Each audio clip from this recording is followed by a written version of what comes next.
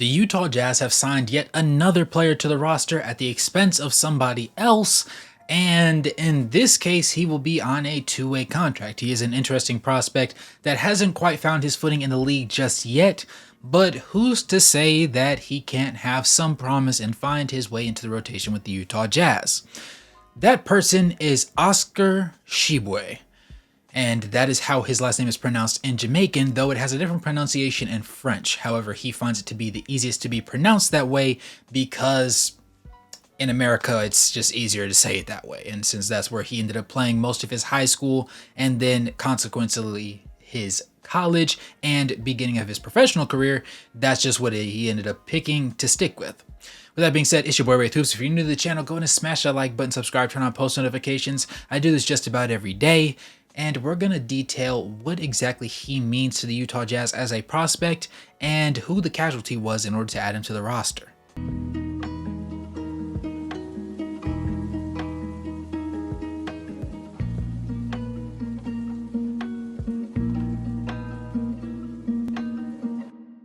An article was compiled by the Deseret News, particularly by Ryan McDonald, detailing the information regarding the entire situation of his signing, and I really love the way that he put it together, so I'm going to borrow a little bit of his words and input my own as well.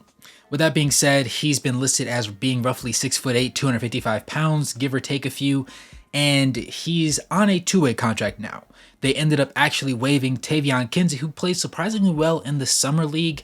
In most games, there were some games where he was just kind of a bystander, but I thought that he did pretty solid in the necessary realms that he was required to be present in, to the fact where I wasn't looking for him to do anything when the Summer League started, but towards the end, when a lot of the other players that were mainstays got shut down, he started putting on a little bit of a clinic himself, and I really just got interested, to be quite honest. So the fact that we cut him was a little bit interesting. Also, he wasn't going to get a crazy amount of minutes, so I guess that's probably part of it, but he was the casualty that was going to allow Tshiebwe to join this roster. At the same time, he is actually a native of the Democratic Republic of Congo, and he ended up moving to the United States during his high school years and played first college at West Virginia and then moved on consequently to Kentucky. With his 2 seasons at Kentucky, he led the nation in rebounds per game both years and was the John R. Wooden Award winner in 2022, an award which is given to the nation's best player. That season, he averaged 17.4 points and get this, 15.2 rebounds per contest at 6'9". Now, his size and girth obviously allows him to outmuscle certain people and get the job done, and he does have a fair shake of athleticism about himself, but I think more than anything, he's just a workhorse, and that has what really benefited him the most going forward. Now, he did end up going undrafted in 2023, but he signed a two-way contract with the Indiana Pacers last season, and he looked really good, honestly. He was named the G League Rookie of the Year and set new G League records by averaging 16 rebounds per game while playing for the Indiana Mad Ants. He is now currently 24 years old and appeared in 8 games for the Pacers. In those 8 games, he didn't start in any of them, understandably so. He played 5.3 minutes, averaged 3.3 points, 2 rebounds, 0.3 assists, 0.3 steals, 0.1 blocks, and shot 50% from the field on 2.5 field goal attempts per game. Now, he did not attempt any threes, but he did attempt 1 free throw per match and shot 75% on those. All in all, he was an interesting prospect. He didn't have any turnovers in the 8 games that he played. He also didn't do anything too crazy. But all in all, I'm honestly surprised by this move because I thought the Jazz were just kind of done for the season. But this actually ties into a second signing that was made, which you will see with this video coming out so late as it is on Monday night. You will catch that one tomorrow, Tuesday afternoon, and I'll just break that one down. It's actually a very interesting story in and of itself, but I think this is just a move to actually eat up just a little bit more of that cap space to go ahead and clear some things up. And it made sense. I think that he's a little bit more of an interesting prospect as far as what he could potentially do in comparison to Taevion Kinsey. Not to say that I didn't like Taevion Kinsey, because again, at the beginning, I didn't really have any opinion towards him, and then I felt rather fond of him based on the performances that he was putting forth.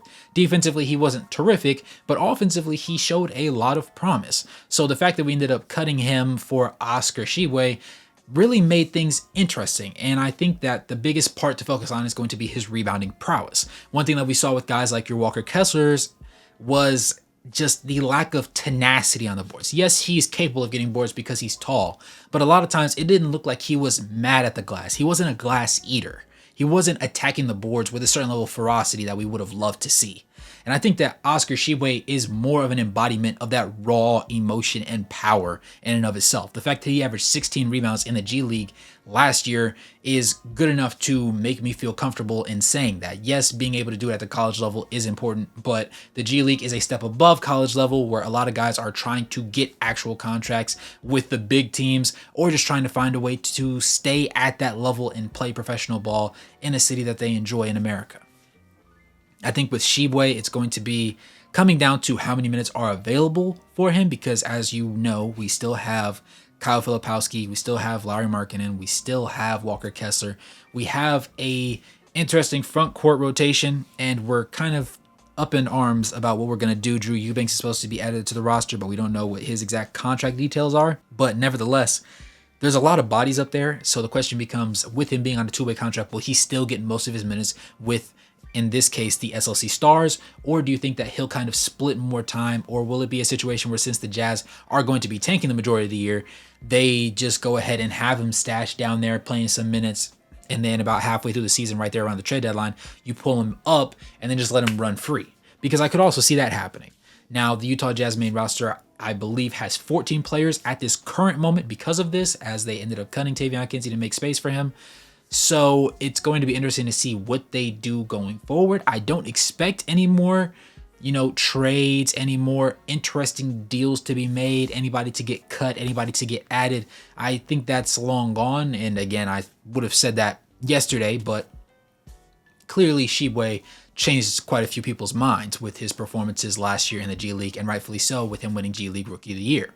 That's an outstanding honor to have, and while it isn't necessarily NBA Rookie of the Year, it still has a great deal of merit to the name, and especially considering the fact that he didn't average just 9 rebounds, 10 rebounds. At 6'9", he averaged 16, which is freaking crazy. So even if he can find a way where he can replicate that, carve out space in the paint, and just be a rebounding big that's a threat at the rim within the paint restricted area, that's going to have a certain level of value in and of itself.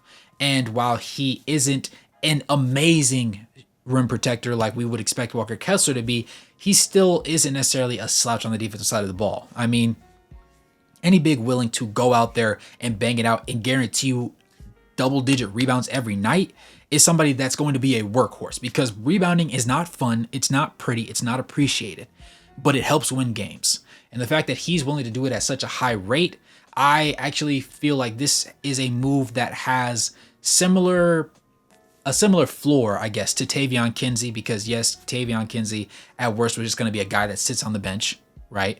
But the ceiling for this situation is a little bit better because we have guys like Keontae George, you have your Bryce Sensabaugh, you have Isaiah Collier, you have Cody Williams, you have Colin Sexton, you have all these guard-heavy units that we have to get out on the floor. And so Taevion Kinsey just wasn't really going to sniff very many minutes at the NBA level. I think Tshiebwe, even though it's still going to be a very interesting conundrum in that front court, I think that he has enough of a unique skill set because of his rebounding prowess that he can find a way to insert himself into certain games, certain lineups, and just have an opportunity to ball out.